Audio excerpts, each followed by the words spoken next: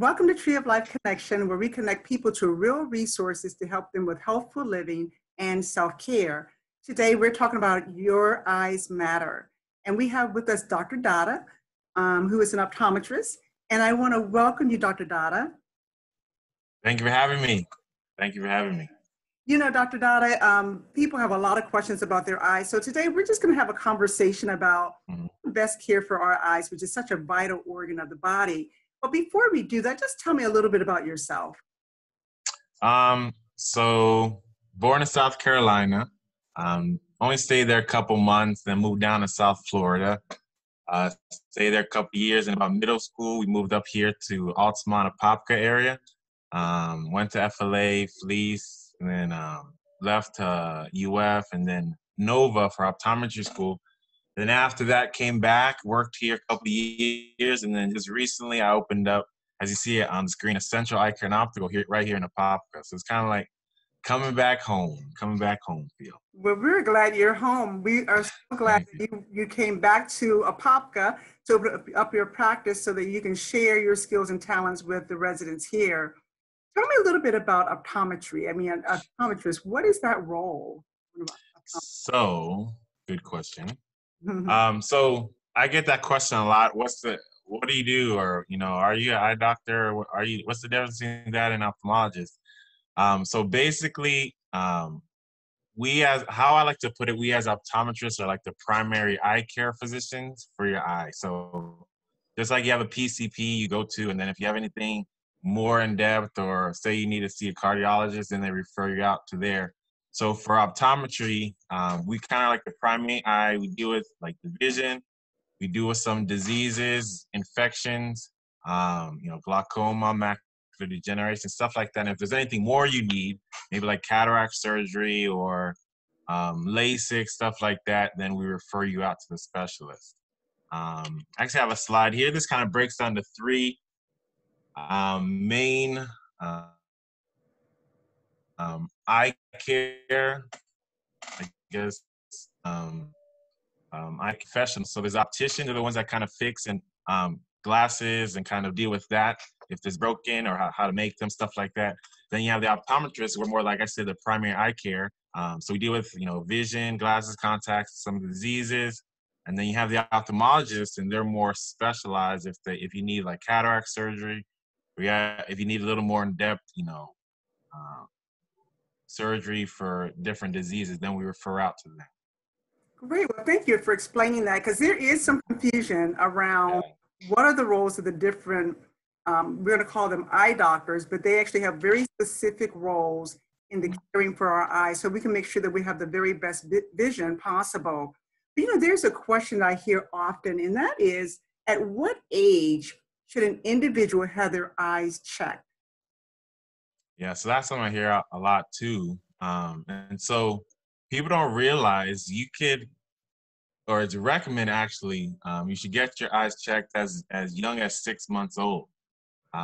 So there's a lot of things we can see. We can't do like a full exam or, as in depth, but it's more specialized for, a child's eye to see if there's any major, maybe an eye turn, any major diseases that can affect the development of the eye.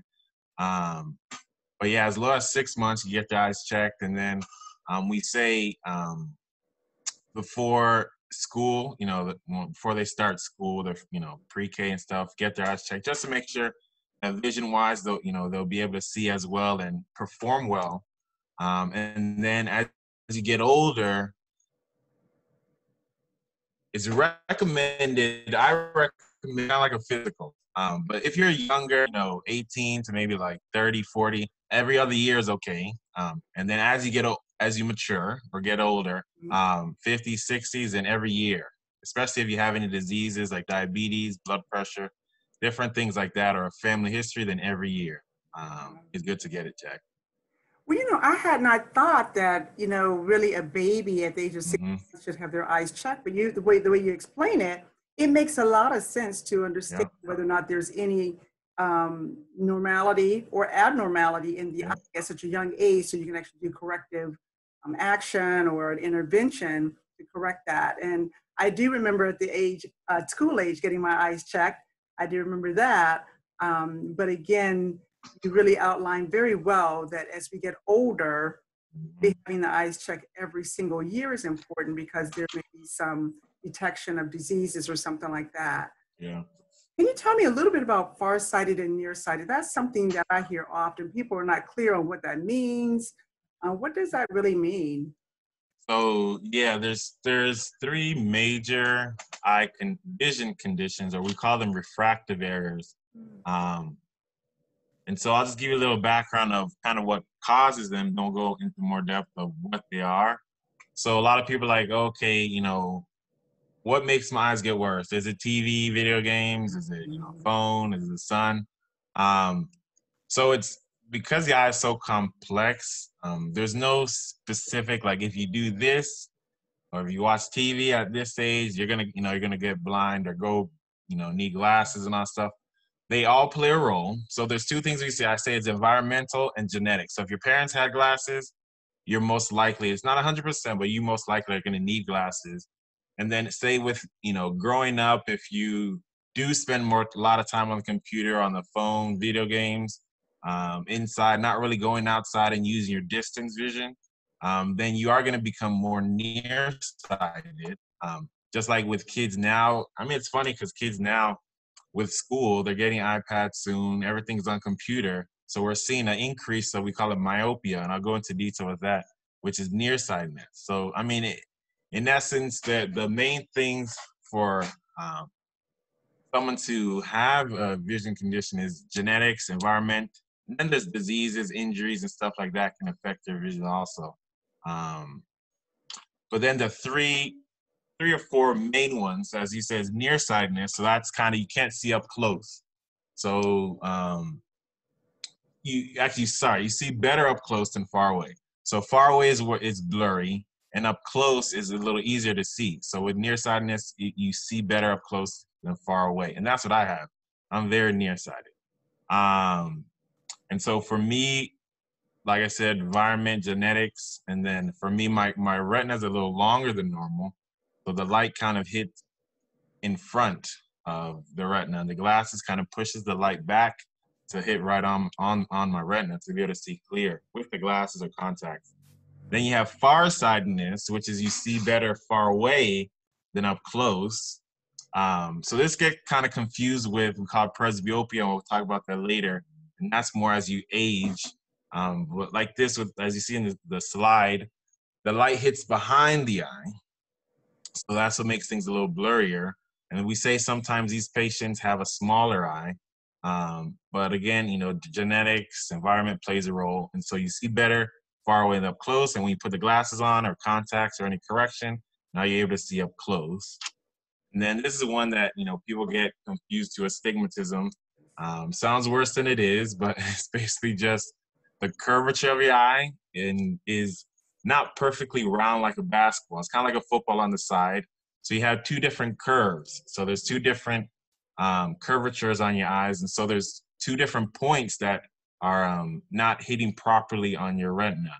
And so with the glasses, with the contacts or any correction, it brings those 2 points together. So get hit right on your retina. And then here's presbyopia. And this one is more, so as you mature in life, happens to everybody, after the magic number of 40, some before, some a little after, you'll need glasses for reading. So people are like, oh, I never needed glasses until I hit 40, and that's what's happening. Lens, which is kind of the organ, I don't know if you can see the mouse right here, right behind the colored part of your eyes, it starts to harden and it loses its elasticity, so it can't bend as much to help direct the light.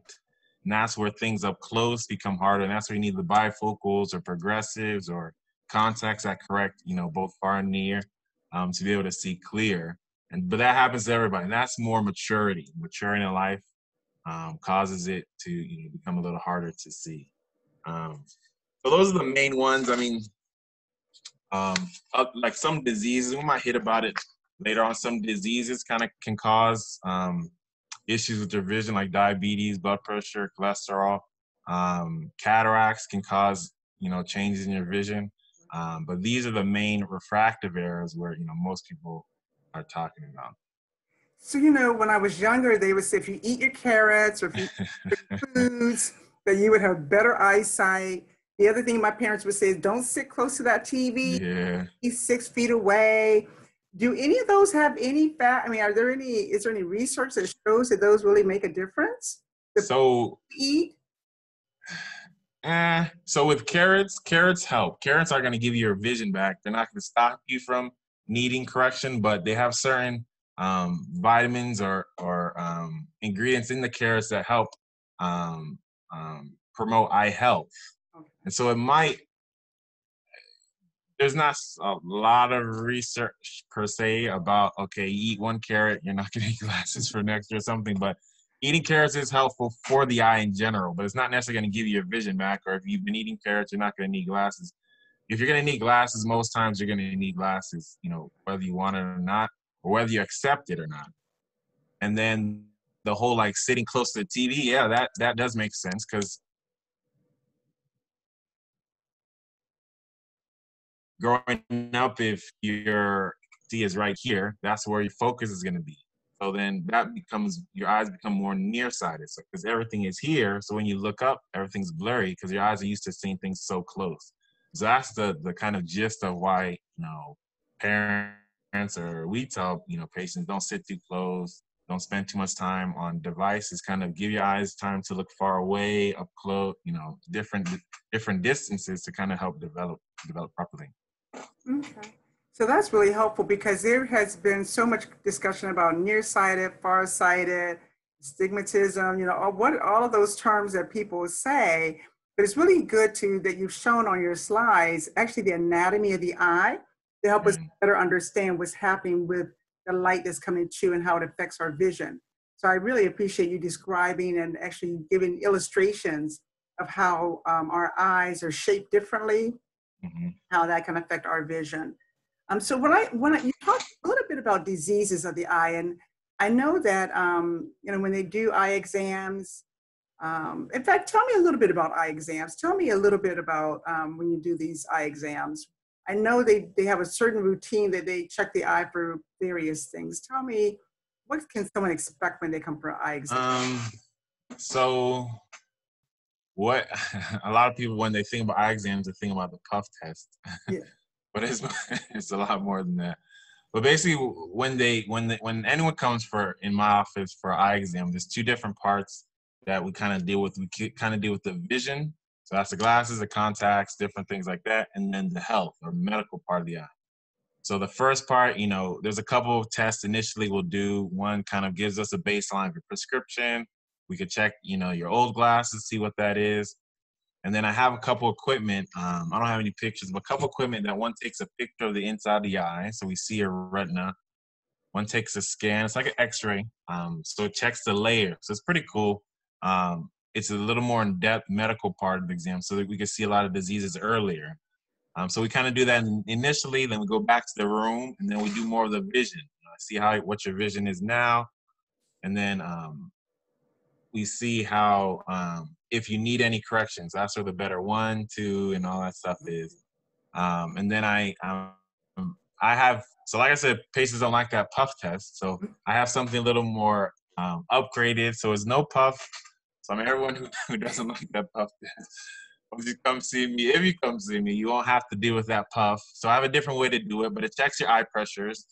So that's what we use kind of to check for glaucoma, kind of a screener to check for glaucoma. We'll talk probably hit that a little bit later.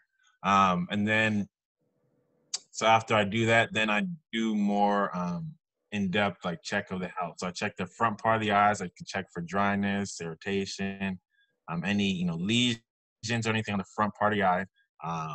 And then we dilate, and that's why I recommend for everybody, at least, every other year. If you have any diseases every year, we dilate, and that allows me to take a look inside. So dilation there's a couple drops I use. So it relaxes your eyes, opens up your pupils, so I can get a good view inside. And that's where I use to, check the different diseases, glaucoma, diabetes, cataracts, all those different diseases. And then you become a little blurry up close, a little light sensitive, but that's normal. And it goes away. And then, after we make sure everything is good, we send you on your way. You can choose some glasses, or if you need it, And that's kind of like the gist of what an eye exam entails. Great. So tell me more about the diseases that you alluded to it, that there's some diseases that can be detected from having an eye exam. Tell me more about that. So I like to tell patients that the eye is like the window to the soul. So there's a lot we can see once we check the eyes. And a lot of people just think about vision. They think about contact glasses, sunglasses, all that stuff. But no, there's a lot more we can see with the eyes, and a lot more we could treat or manage, or a lot more we could tell for the rest of your bodies through the eye. Because your blood vessels in the eye are very smaller, more fragile, so sometimes they're affected more for the rest of your body's affected. So like diseases like diabetes, blood pressure, cholesterol, stuff like that. So here's a long list. I mean, we're not gonna hit all of them, of different diseases that we can see. They all have a different presentation in the eye. So there's a different one. So we can see aneurysms, tumors, cancers, a big one, diabetes, blood pressure, cholesterol. That's what I kind of was hitting on.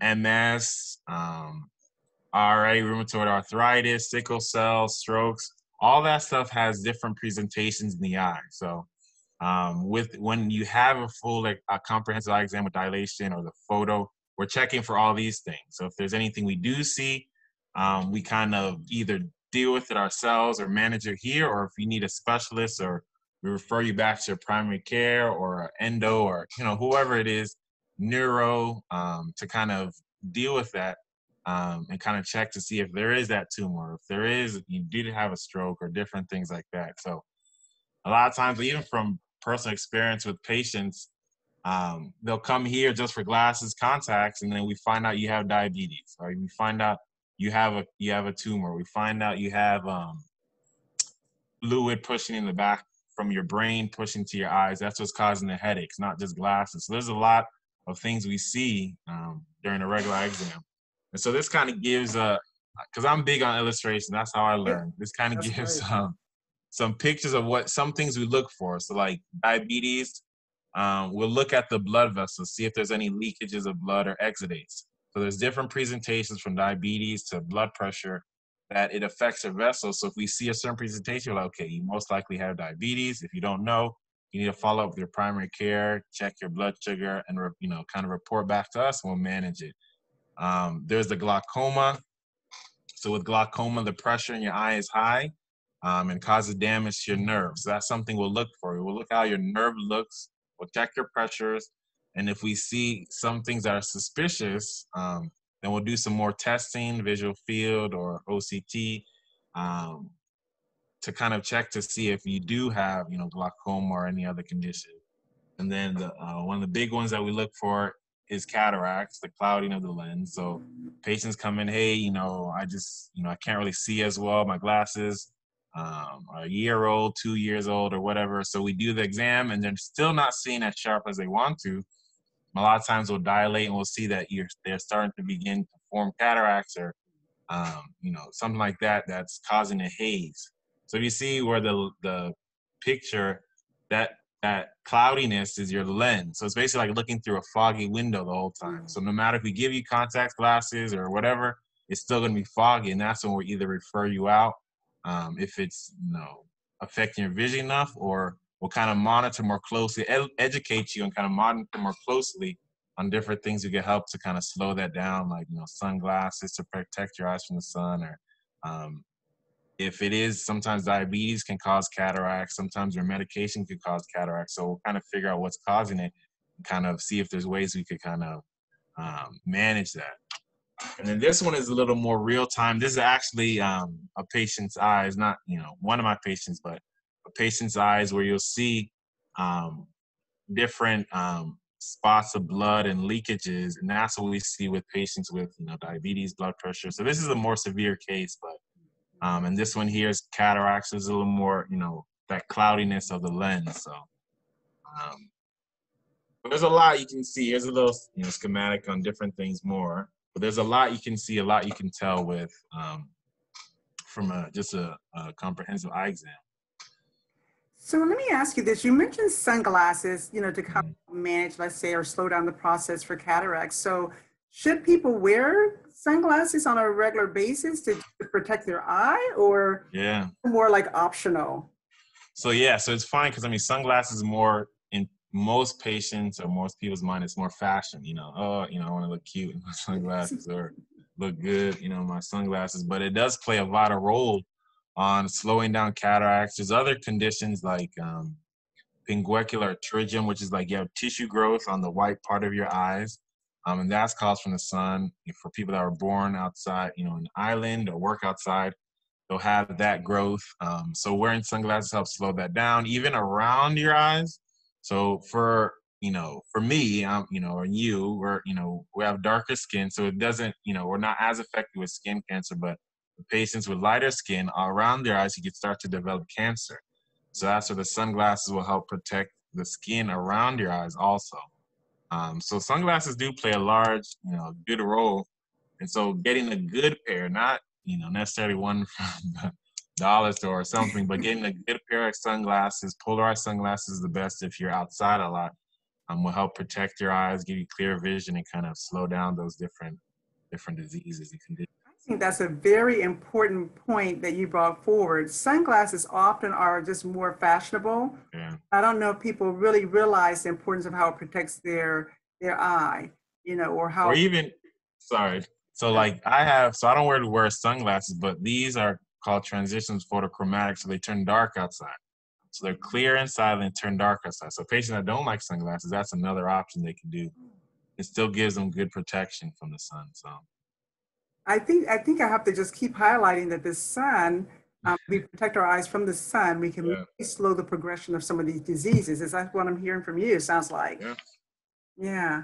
So that's very interesting about the eye and diseases that can occur that you can detect.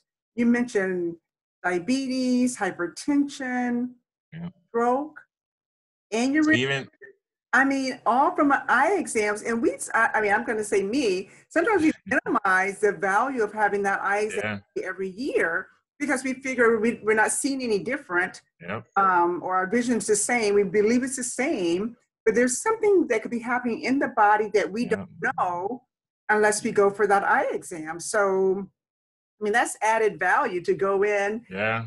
not only I, get some corrective lenses for our vision, but also for our our health. health. Yeah. Mhm. And I tell patients, and because I mean, one thing that a lot of people are guilty of, and I mean, we don't really go to the doctor or seek care until something's wrong. And so sometimes, especially with the eye, if you go in when something's wrong, sometimes there could be permanent damage. So a lot of times I tell patients, this eye exam, yeah, nothing's wrong. You feel like, okay, I knew it, I'm fine. That's a good thing. You want that. So it's like, it's a lot of it's preventative care. We want to catch things earlier before they, start to affect. Because if we do, we just shut it down, slow it down, treat it. So, next year, 2 years, 10 years, you can still have that same vision, still say, I'm glad nothing's changed. But if we wait too long or you wait till something happens, sometimes you can have that permanent vision loss or damage where, we can try and preserve the vision, but sometimes there's not much we can do um, at that point. So it sounds like we need to emphasize the importance of prevention. And Mm-hmm. by going for your eye exam, whether you feel like it or not, or whether you have changes in vision or not, if you go for as a preventive measure, it can continue to be monitored, and because you can actually do that comparison. How was I have Yeah. year compared to this year? Do those comparisons to make sure that there's nothing that has changed drastically. Like you said, if you wait too late, sometimes you can't reverse some of those conditions. So Yeah. I mean, I think of glaucoma as being one of them. I know individuals who have glaucoma and they have difficulty managing it because maybe, the progression of the disease makes it difficult. So yeah, once your vision, so like with glaucoma, once your vision is, you lose vision, because basically glaucoma, the pressure inside your eye is high, you start to lose, peripheral vision, and then it kind of comes down and goes to a circle. Once you start to lose maybe little on the corner, little on the bottom, once you start to lose that, we can't get that back. We just have to now preserve the rest of the vision you have. And so with glaucoma, that's an important one with glaucoma. You don't really feel like you have glaucoma. It's not like, oh, my eyes hurt, I have glaucoma, or, my eyes are red, or, different things, unless it's like more severe case. But you can start to have damage without even knowing it, and your pressures could be too high. And that's why we check pressures on everybody when they come in. But your pressure could be too high and you wouldn't even know. You can start to still have that, losing that little vision. So it starts to affect you. You maybe run into something you didn't know, or someone's calling you, you're ignoring them because you don't, or they're waving at you. You're ignoring them because you can't see that corner or whatever. So, I mean, a lot of times it's, with these different diseases in the eye, it's, like I said, preventive care. So kind of trying to catch it early before, anything happens, before you lose that permanent vision. I like that you said that you don't have the little puff. So you have a different machine because Yeah, upgraded. pressure in the eye without the puff. So I think that, as we look at technology, and the reasons that people don't go to the eye doctor or different doctors is because we remember those experiences that maybe were uncomfortable for us. So thanks for sharing that you actually have technology that doesn't puff the eye, but you can still see the eye. So I like that. Yeah. That's actually great. So, what advice would you give to someone who, if they're trying to decide between glasses or contacts, what advice would you give to them? For patients that do that, I just have a conversation with them and see, what is your lifestyle? Why do you want contacts? Why do you want, I always recommend glasses on everybody because that's easy. You quickly take it off, take it on, and, it always as a backup, even if you, like contacts more or whatever, having it as a backup. But with contacts, I was like, what is your lifestyle? What do you need it for? Do you need it more for sports?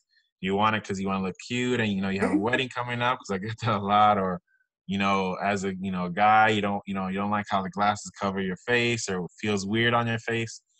Or if someone, hey, I don't like how it feels, I just want to wear contacts all the time. So we just have that conversation, then we kind of figure out which modality works best, because there's dailies, 2 weeks, monthlies, lenses, and but I say to patients, they're both good. I have both. I wear glasses most of the time, but I wear contacts more for sports. So I just, or the beach or something, then I just pull my contacts on, but I go back to my glasses. So there's different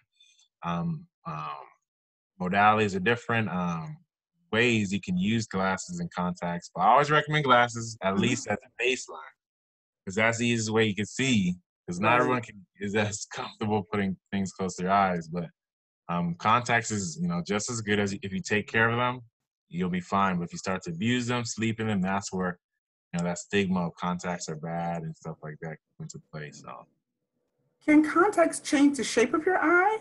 Because I've heard people say that. there are some contacts that can. So the usual one that most patients wear is the soft lenses. So those don't change the shape. They kind of contour to the shape of your eyes. And then there's hard lenses, which, patients with more diseases like keratoconus or a corneal transplant or something where they can't see well with glasses, we put them in hard lenses so it kind of contours the eye even, better, or puts a little fluid over the cornea so they can see clear through that. And then the one you might be talking about is called Ortho K. So with that one, it reshapes the eyes. So when you basically you wear it before you go to bed, and then when you wake up, you take it out, and so it reshapes the eyes as you sleep. So then you'll be able to see clear when you wake up. And so for that day or two, you won't necessarily need glasses or contacts or anything.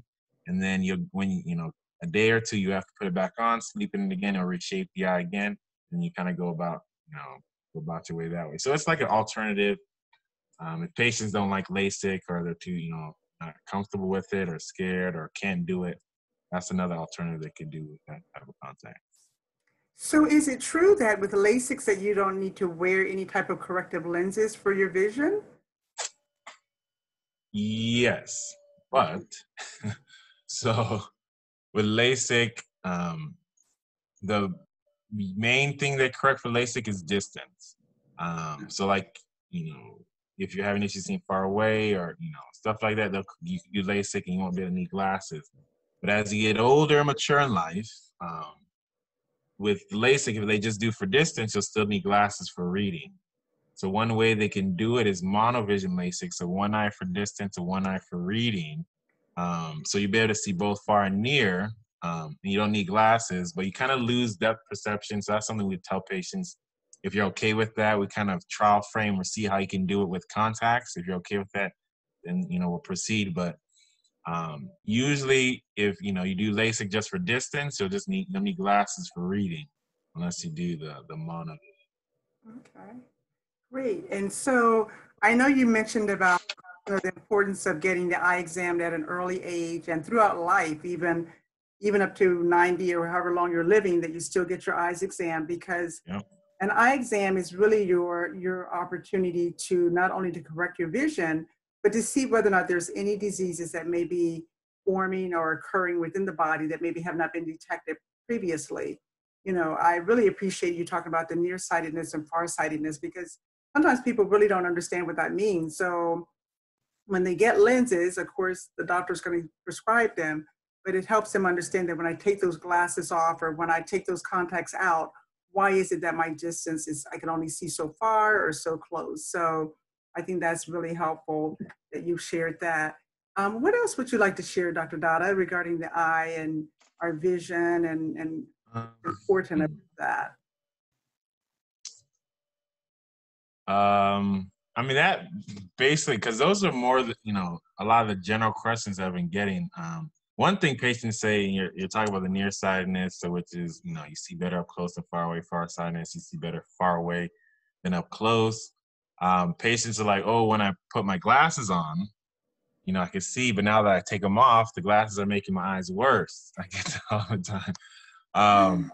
But the thing with that is, and I mean, it's a lot you just have to think about it. It's, you had nothing to compare to before, So say it's your first pair of glasses, you put it on, you're like, oh man, I can see. You take it off, ooh, I can't see anymore. That's how you always were seeing. You just had nothing to compare to. You just didn't know that you could see better.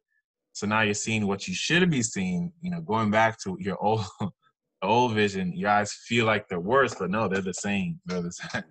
Because glasses just relax the eyes. Contacts just relax the eyes. It's not really doing anything. It just kind of, like I said, helps refocus the light so your eyes aren't straining and squinting and doing all that stuff. So that's something I always get a lot with patients.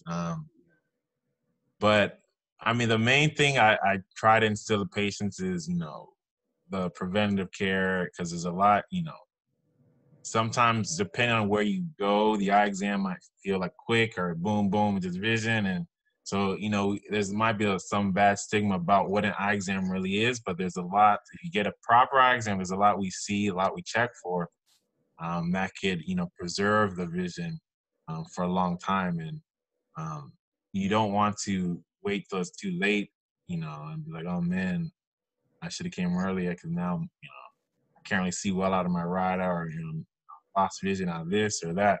So a lot of it is, trying, at least every year is the best. Every other year, at least, getting your eyes checked just to make sure, just like a physical. That's what I tell patients. It's like a physical. You get a physical every year just to make sure everything's healthy. Same thing with your eyes, because they don't really check that in the physical. So kind of instill that it's important, even if your vision hasn't changed, to get your eyes checked just to make sure, everything is healthy. But Dr. Dada, this has been really helpful. I like that Yeah, this is good. you described what the roles of optometrist is, and what the roles of the different doctors are. If I have a problem, then I go to a different doctor. That way we can make the right appointment with the right physician. That's really important. You've talked about the importance of protecting the eye. And I think one of my biggest takeaways is probably the sunglasses, how there's many times not only do we think they're fashionable, but really we're thinking about how do we protect the eye from maybe unnecessary or overexposure of sunlight. Because we know sunlight is good for vitamin D, but we also know that if we get too much sunlight in the eye, that it could actually advance, I think you mentioned cataracts. So we want to make sure that we are protecting our eyes from that. I think the health of the eye is so important. I mean, we talked a little bit about, how eating certain fruits and vegetables or whatever may help keep the eye healthy, but it may not change our vision per se, but it actually can keep the body and our eyes healthy. The Bible speaks about our bodies being the temple of God. And many times we think about every single organ in the body to the eye. We'll talk about what we put in our mouth, we'll talk about what we hear, we'll talk about what we drink. That's true. Which is such a vital I think you said the eye is the vision to the soul or something like that. Yes, it's the window. That's why it's the The window window to to the the soul. soul. I mean, you know, we think about every single organ and that being one of the biggest, you know, a vital part of our functioning, because some people, I mean, I remember when I was little, I was so nearsighted. One of the eye doctors said, "You're legally blind," meaning that I couldn't see unless I had some type of eye, Correction, yeah. either glasses or contacts in. I was a young lady at that time, and so I thought, I'm legally blind. And the truth is, if I didn't have anything in my eye Yeah. or on my face, it was very difficult for me to function. So again, as we think about caring for the body as God's temple, let's think about the eyes being a very vital, that we really want to protect them and care for them in such a way that it can actually help the whole, the entire body. Because if you can't see well, it affects many, many things. And so, Yeah. Dada, how can people get in contact with you? Because you're local, you're in a, Yes, ma'am. so we want to know exactly where are you? How can people find you? Make an appointment. We would love to hear that. So yeah, so as you said, we are local.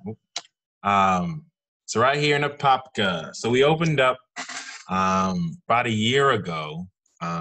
If you're familiar with Apopka, the Piedmont Plaza, where the Hobby Lobby, Bell's Outlet, they just built a 24-hour fitness. So I think it's Piedmont and 436. But here's our address. Give us a call. Would love to see everybody. We take most insurances. I mean, that's a question everyone asks. We take most insurances. If we're not sure, we always double check. I'm gonna let you know. But regardless, we have options or promotions going on for patients without insurance. And then here, this is the map.